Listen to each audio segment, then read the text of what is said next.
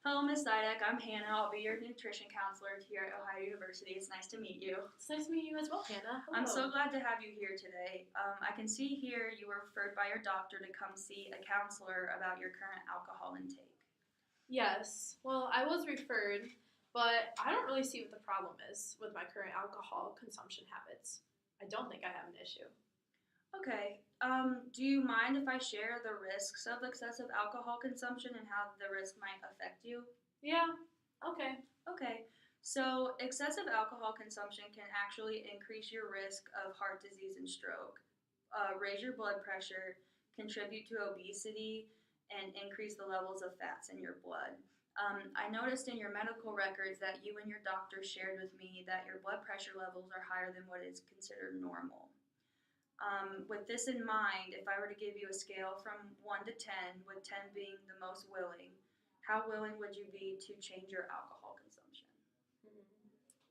Honestly, probably a 4. Okay, a 4. What made you choose a 4? Well, let's see. I really don't consider the amount of alcohol I consume to be an issue or a concern. Okay, how many alcoholic beverages would you say you consume per night?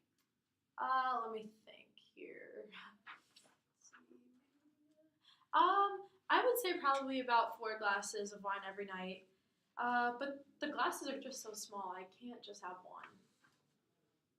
I like winding down after a long day of work. It helps me relax and go to bed at night. But now that I know what the excessive alcohol consumption is detrimental to my health, both short and long term, that may change how I perceive it. My mom was an alcoholic and passed away from heart failure, and I want to be here to watch my kids grow up. I just don't know if I can commit to such a big change. Okay, I'm sorry to hear about your mother, Miss Zidek. I understand that changing can be difficult. Um, it seems that your family is very important to you. If you were to make this big step today and change your alcohol consumption, how might you envision your life changing? Well, I'd have a longer life expectancy to spend with my family. I also think I would be more present and avoid becoming dependent on alcohol. Okay, I understand your reason for drinking wine to help you relax after a long day. It's normal for most people to wind down with a glass of alcohol after work. Um,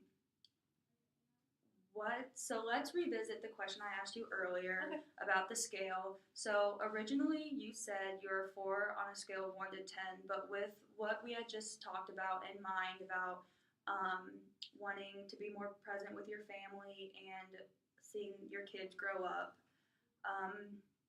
what made you choose a 4 instead of maybe a 2 or a 3? Well, like I said earlier, I think after realizing